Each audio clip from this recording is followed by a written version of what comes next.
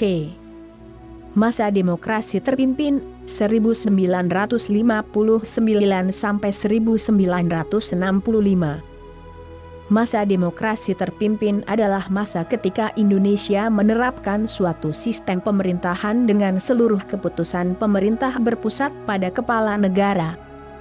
Pada saat itu, jabatan kepala negara dijabat oleh Presiden Soekarno. Masa demokrasi terpimpin berlangsung sejak dikeluarkannya Dekret Presiden 5 Juli 1959 sampai tahun 1965. 1. Perkembangan politik. A. Dekret Presiden 5 Juli 1959. Kehidupan masyarakat Indonesia pada masa demokrasi parlementer belum pernah mencapai kestabilan secara nasional. Persaingan partai-partai politik yang menyebabkan pergantian kabinet terus terjadi.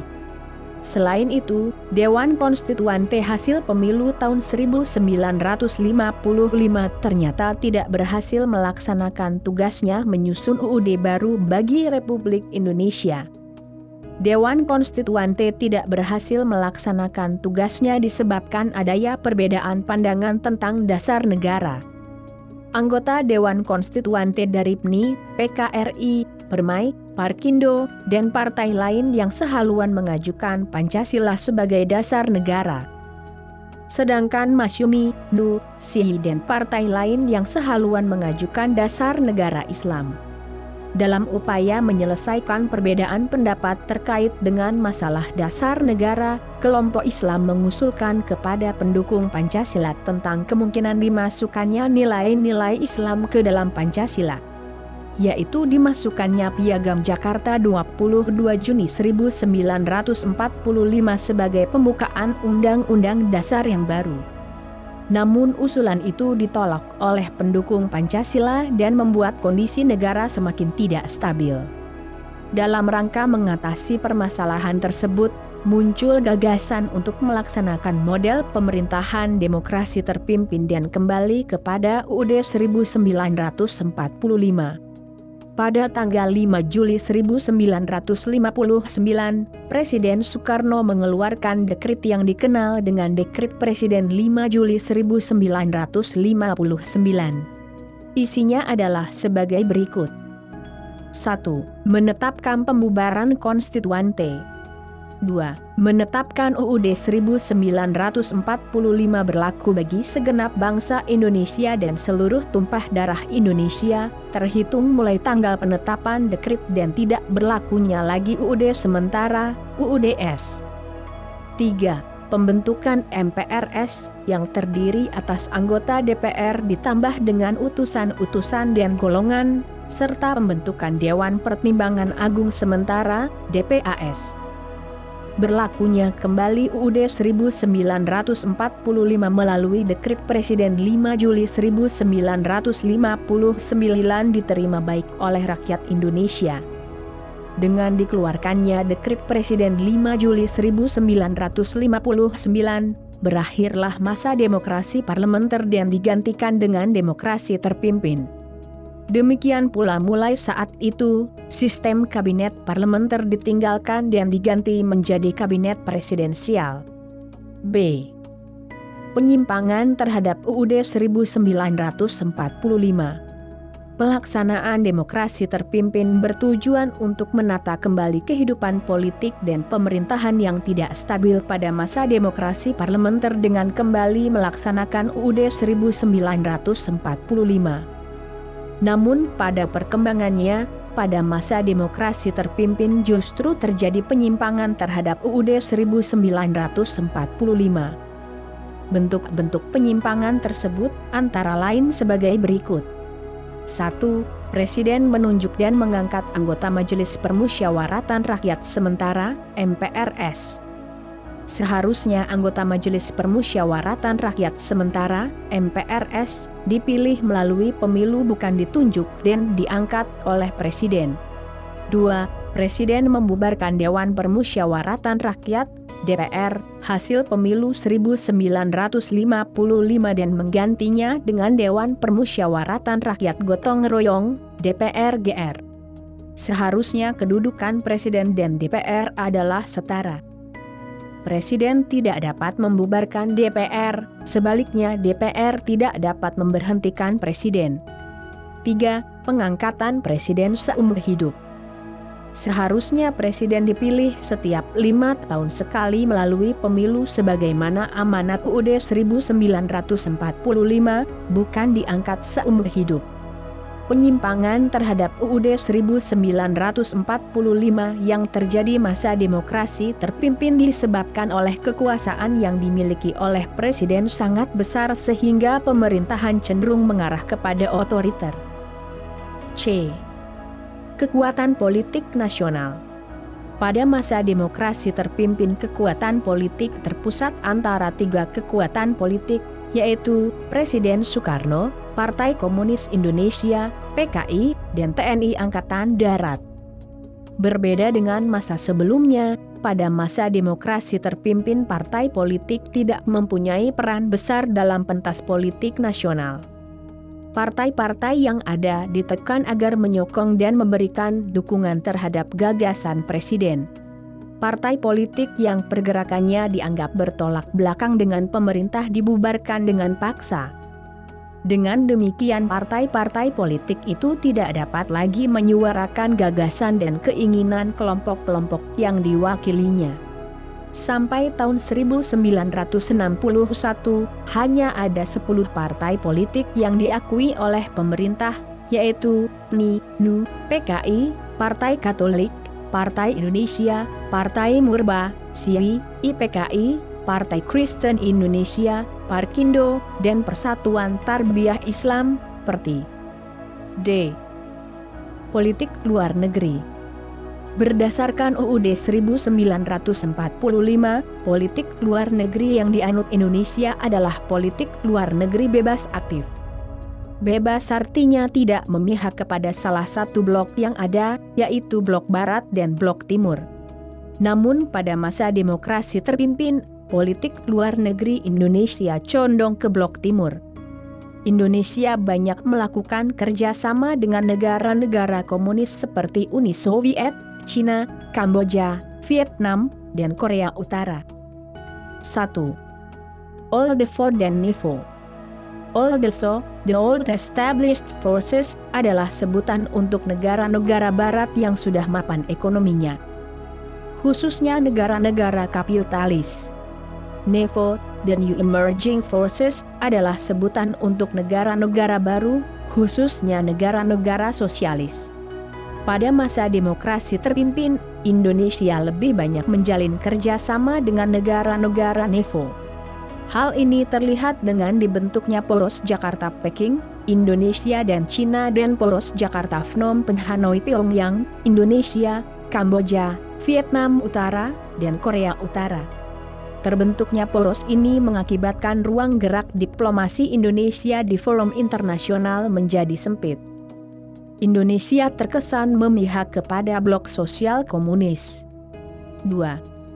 Politik mercusuar. Politik mercusuar merupakan politik yang dijalankan oleh Presiden Soekarno dengan anggapan bahwa Indonesia merupakan mercusuar yang menerangi jalan bagi NEFO di seluruh dunia. Untuk mewujudkannya, maka diselenggarakan proyek-proyek besar dan spektakuler yang diharapkan dapat menempatkan Indonesia pada kedudukan yang terkemuka di kalangan NEFO. Proyek-proyek tersebut membutuhkan biaya yang sangat besar, di antaranya adalah penyelenggaraan GANEFO, Games of the New Emerging Forces, pembangunan kompleks olahraga Senayan, dan pembangunan Monumen Nasional, Monas. 3. Indonesia dalam gerakan non-blok. Dalam konferensi Asia Afrika di Bandung tahun 1955, muncul gagasan untuk membentuk organisasi yang disebut dengan gerakan non-blok. Gerakan non-blok, Non-Aligned Movement, didirikan untuk menyikapi persaingan antara blok barat yang dipimpin Amerika Serikat dan blok timur yang dipimpin Uni Soviet pada awal tahun 1960-an. Persaingan kedua blok memicu terjadinya Perang Dingin, Cold War, yang dapat mengancam perdamaian dunia. Berdirinya gerakan non-blok diprakarsai oleh PM India Jawaharlal Nehru, PM Ghana Kwame Nkrumah, Presiden Mesir Gamal Abdul Nasser, Presiden Indonesia Soekarno, dan Presiden Yugoslavia Joseph Broz Tito. Gerakan non-blok GNB secara resmi berdiri melalui Konferensi Tingkat Tinggi KTT tahun 1961 di Beograd, Yugoslavia. Adapun tujuan pendirian gerakan non-blok antara lain adalah sebagai berikut. A. Menentang imperialisme dan kolonialisme. B. Menyelesaikan sengketa secara damai. C. Mengusahakan pengembangan sosial ekonomi agar tidak dikuasai negara maju. D. Membantu perdamaian dunia dan berusaha meredakan ketegangan Amerika Serikat dengan Uni Soviet. Munculnya gagasan pembentukan gerakan non-blok pada Konferensi Asia Afrika di Bandung tahun 1955 memperlihatkan besarnya pengaruh Indonesia dalam gerakan tersebut. Indonesia pun terlibat aktif dalam persiapan KTTI gerakan non-blok di Beograd, Yugoslavia. 4. Konfrontasi dengan Malaysia. Konfrontasi dengan Malaysia berawal dari keinginan Federasi Malaysia untuk menggabungkan Brunei, Sabah dan Sarawak ke dalam Federasi Malaysia. Rencana pembentukan Federasi Malaysia mendapat tentangan dari Filipina dan Indonesia. Filipina menentang karena menganggap bahwa wilayah Sabah secara historis adalah milik Kesultanan Sulu. Indonesia menentang karena menurut Presiden Soekarno pembentukan Federasi Malaysia merupakan sebagian dari rencana Inggris untuk mengamankan kekuasaannya di Asia Tenggara. Pembentukan Federasi Malaysia dianggap sebagai proyek neokolonialisme Inggris yang membahayakan revolusi Indonesia. Pada tanggal 16 September 1963 pendirian Federasi Malaysia diproklamirkan. Menghadapi tindakan ini, Indonesia mengambil kebijakan konfrontasi. Pada tanggal 17 September 1963 hubungan diplomatik antara Indonesia dan Malaysia putus.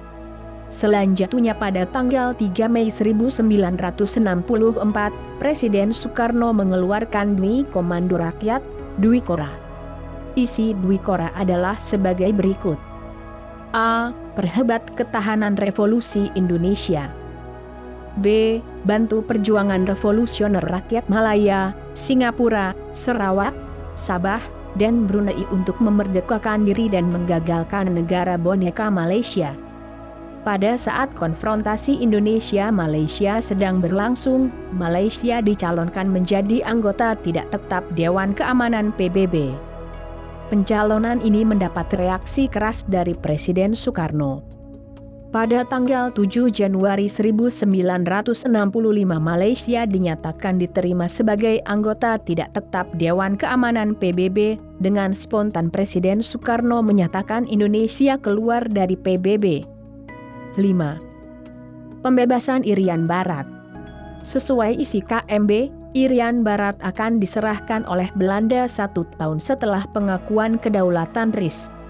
Namun, pada kenyataannya lebih dari 1 tahun pengakuan kedaulatan Indonesia, Belanda tidak kunjung menyerahkan Irian Barat pada Indonesia. Dalam penyelesaian masalah Irian Barat, pemerintah Indonesia melakukan upaya diplomasi bilateral dengan Belanda. Upaya ini tidak membuahkan hasil. Selanjutnya sejak tahun 1954 setiap tahun persoalan Irian Barat berulang-ulang dimasukkan ke dalam acara sidang Majelis Umum PBB, tetapi tidak pernah memperoleh tanggapan positif. Oleh karena berbagai upaya diplomasi tidak berhasil, pemerintah Indonesia akhirnya memutuskan untuk menempuh sikap keras melalui konfrontasi total terhadap Belanda, antara lain sebagai berikut. A. Pada tahun 1956, Indonesia secara sepihak membatalkan hasil KMB dan secara otomatis membubarkan Uni Indonesia, Belanda. Melalui UNO 13 tahun 1956 tanggal 3 Mei 1956 Indonesia menyatakan bahwa Uni Indonesia Belanda tidak ada. B. Pada 17 Agustus 1960, Indonesia secara sepihak memutuskan hubungan diplomatik dengan Belanda yang diikuti oleh pemecatan seluruh warga negara Belanda yang bekerja di Indonesia. Kemudian pemerintah Indonesia mengusir semua warga negara Belanda yang tinggal di Indonesia dan memanggil pulang duta besar serta para ekspatriat Indonesia yang ada di Belanda.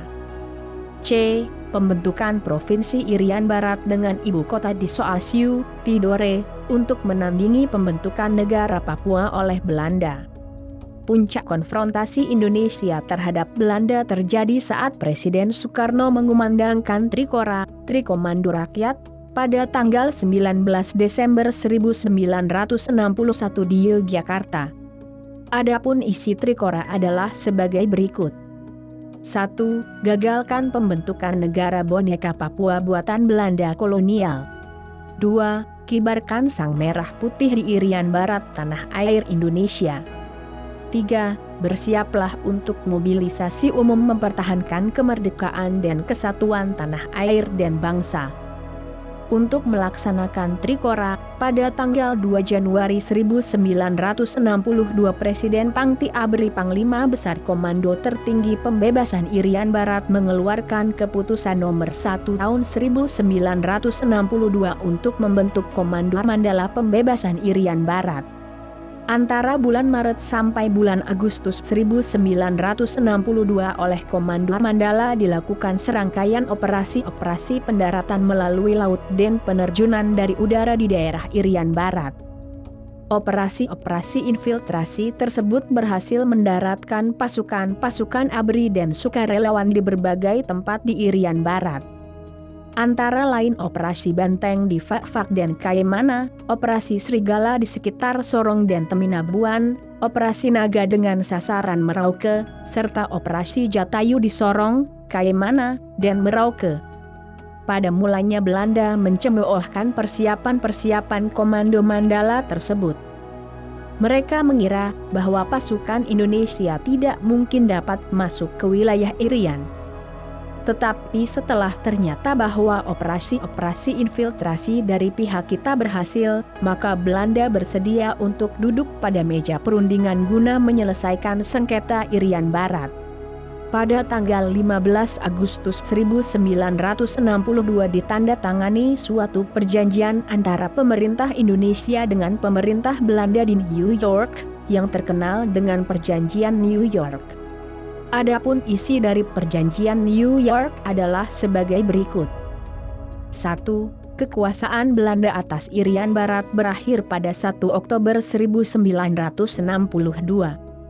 2. Irian Barat akan berada di bawah perwalian PBB hingga 1 Mei 1963 melalui lembaga UNTA United Nations Temporary Executive Authority yang dibentuk PBB. 3. Pada 1 Mei 1963, Irian Barat akan diserahkan kepada pemerintah Indonesia.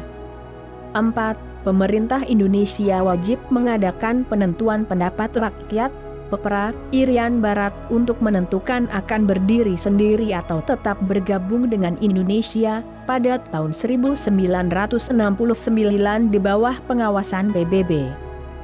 Berdasarkan hasil PEPRA tahun 1969, Dewan Musyawarah PEPRA secara aklamasi memutuskan bahwa Irian Barat tetap ingin bergabung dengan Indonesia. Hasil musyawarah PEPRA tersebut dilaporkan dalam sidang Majelis Umum PBB ke-24 oleh diplomat PBB, Ortiz Sanz yang bertugas di Irian Barat. Jiwa dan kepribadian bangsa Indonesia telah membuktikan kepada dunia internasional bahwa kita mampu menyelesaikan persoalan-persoalan, baik secara damai maupun dengan cara apapun yang dikehendaki. Kita harus bersyukur kepada Tuhan Yang Maha Esa atas bergabungnya kembali Irian Barat dengan Negara Kesatuan Republik Indonesia. Peristiwa G30 SPKI 1965. Peristiwa Gerakan 30 September PKI terjadi pada malam tanggal 30 September 1965. Dalam peristiwa tersebut, sekelompok militer di bawah pimpinan Letkol Untung melakukan penculikan dan pembunuhan terhadap 6 perwira tinggi TNI Angkatan Darat serta memasukkan jenazah mereka ke dalam sumur tua di daerah Lubang Buaya, Jakarta. Setelah melakukan pembunuhan itu, kelompok tersebut menguasai 2 sarana komunikasi penting, yaitu Radio Republik Indonesia, RRI, di Jalan Merdeka Barat dan kantor telekomunikasi yang terletak di Jalan Merdeka Selatan. Pada tanggal 1 Oktober 1965 pemimpin Gerakan 30 September Letnan Kolonel Untung mengumumkan melalui RRI Jakarta tentang gerakan yang telah dilakukannya. Dalam pengumuman tersebut disebutkan bahwa Gerakan 30 September merupakan gerakan internal Angkatan Darat untuk menertibkan anggota Dewan Jenderal yang akan melakukan kudeta terhadap pemerintah Presiden Soekarno. Selain itu, diumumkan juga tentang pembentukan Dewan Revolusi, pendemisioneran Kabinet Dwi Kora, dan pemberlakuan pangkat Letnan Kolonel sebagai pangkat tertinggi dalam TNI.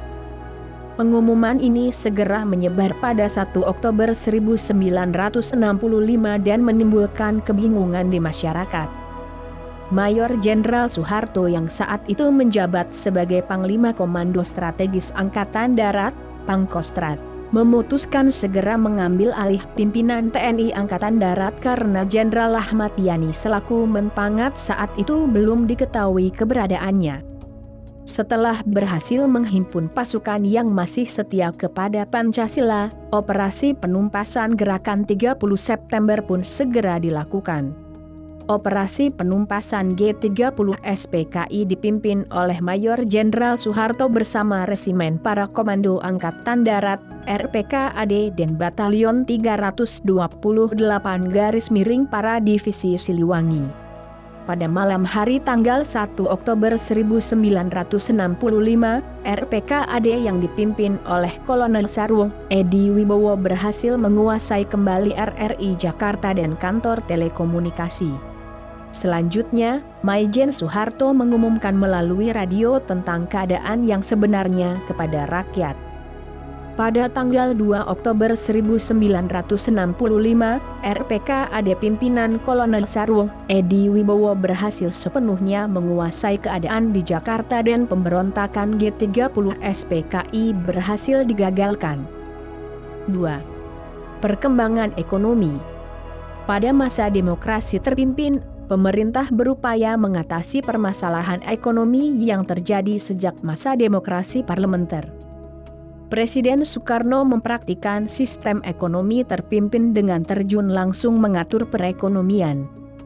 Langkah-langkah yang diambil pemerintah untuk memperbaiki kondisi ekonomi antara lain adalah sebagai berikut. A. Pembentukan Dewan Perancang Nasional, Depernas. Dewan Perancang Nasional, Depernas, dibentuk berdasarkan Undang-Undang No. 80 tahun 1958 dan Peraturan Pemerintah No. 2 tahun 1958. Tugas Dewan ini adalah menyiapkan rancangan undang-undang pembangunan nasional yang berencana serta menilai pelaksanaan pembangunan tersebut. Dewan ini diketuai oleh Muhammad Yamin dengan 50 orang anggota. Pelantikannya secara resmi dilakukan oleh Presiden Soekarno pada 15 Agustus 1959. Pada 26 Juli 1960, Depernas berhasil menyusun sebuah rancangan Undang-Undang Pembangunan Nasional sementara berencana untuk tahun 1961 sampai 1969. Rancangan undang-undang tersebut disetujui oleh MPRS dan ditetapkan dalam CAP MPRS No. 2 tahun 1960. Pada 1963, Depernas diganti namanya menjadi Badan Perancang Pembangunan Nasional, Bappenas. Ketuanya dijabat secara langsung oleh Presiden Soekarno.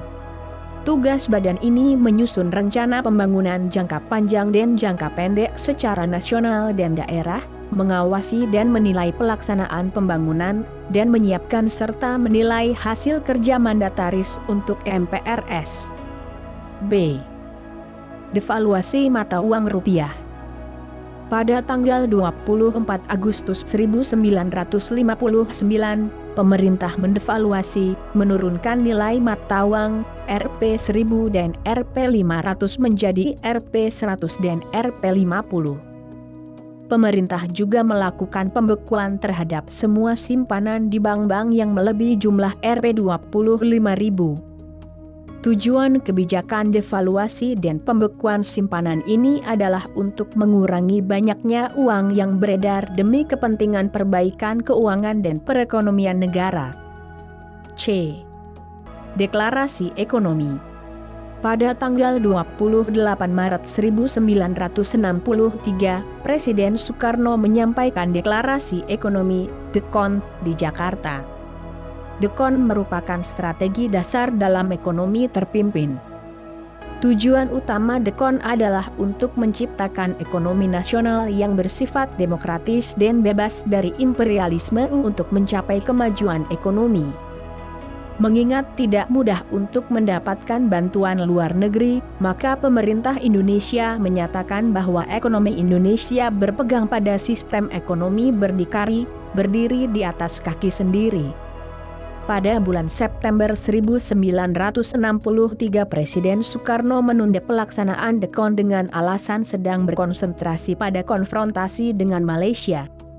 Upaya-upaya perbaikan ekonomi yang dilakukan pemerintah pada masa demokrasi terpimpin tidak menunjukkan hasil yang menggembirakan. Kondisi ekonomi memburuk karena anggaran belanja negara setiap tahunnya terus meningkat tanpa diimbangi dengan pendapatan negara yang memadai. Salah satu penyebab membengkaknya anggaran belanja tersebut adalah pembangunan proyek-proyek mercusuar yang lebih bersifat politis. Akibatnya, ekonomi semakin terpuruk. Harga barang-barang naik mencapai 200-300% pada tahun 1965 sehingga pemerintah mengeluarkan kebijakan bahwa pecahan mata uang Rp1000, uang lama, diganti dengan Rp1, uang baru. Penggantian uang lama dengan uang baru diikuti dengan pengumuman kenaikan harga bahan bakar. Hal ini menyebabkan mahasiswa dan masyarakat turun ke jalan menyuarakan tuntutan rakyat, teritura. 3. Kehidupan masyarakat Indonesia pada masa demokrasi terpimpin. A. Kehidupan sosial.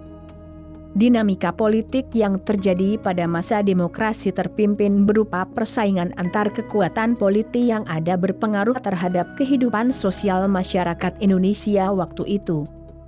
Ajaran Nasakom, nasionalis agama, komunis, yang diciptakan Presiden Soekarno sangat menguntungkan PKI dan membuat kedudukannya di Indonesia semakin kuat.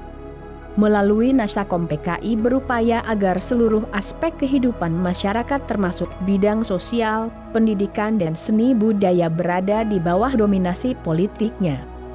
Kampus dijadikan sebagai sarana politik, mahasiswa yang tidak ikut dalam rapat umum atau demonstrasi-demonstrasi dianggap sebagai lawan.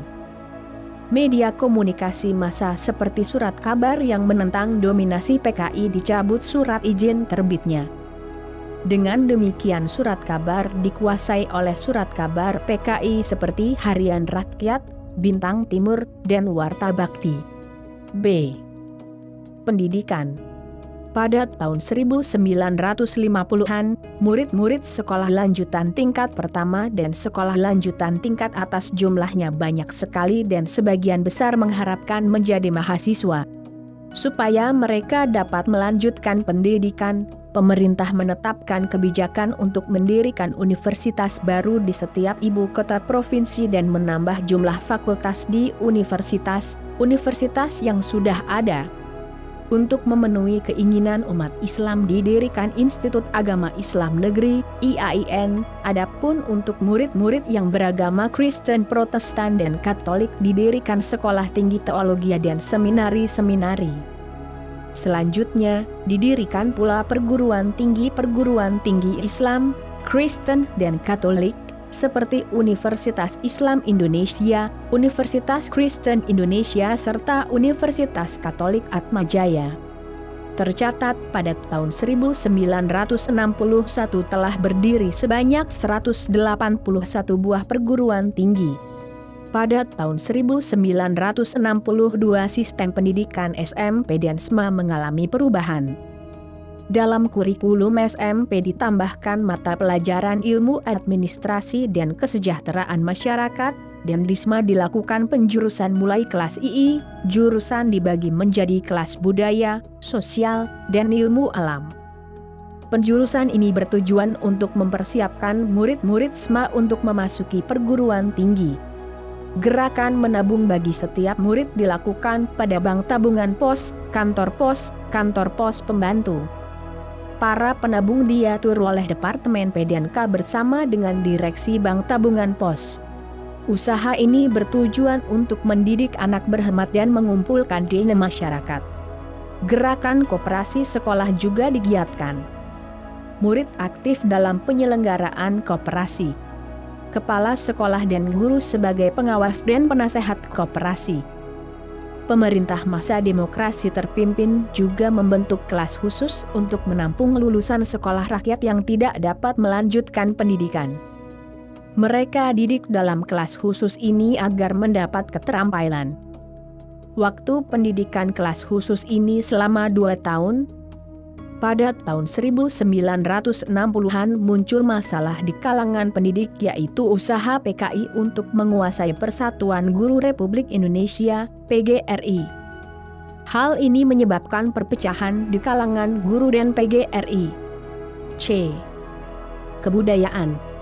Dalam bidang seni muncul berbagai lembaga seni yang dibangun oleh partai politik, seperti Lembaga Kesenian Rakyat, Lekrat, milik PKI, Lembaga Kesenian Nasional milik Partai Nasional Indonesia, Lembaga Seni Budaya Muslimin Indonesia, Lesbumi, milik Nahdlatul Ulama, dan Himpunan Budayawan Islam milik Masyumi. Lembaga-lembaga tersebut saling bersaing dan memperebutkan dominasi sesuai dengan haluan politik partai yang menaunginya. Pada masa demokrasi terpimpin bidang kesenian tidak luput dari upaya dominasi PKI. Para seniman dan budayawan yang tidak ingin kebudayaan nasional didominasi oleh suatu ideologi politik tertentu memproklamasikan Manifesto Kebudayaan, Manikebu. Manifesto Kebudayaan mendapat kecaman keras dari Lembaga Kesenian Rakyat, Lekrat, yang pro-PKI. Presiden Soekarno ternyata menyepakati kecaman itu, akibatnya tidak sampai 1 tahun usianya, Manikebu dilarang pemerintah.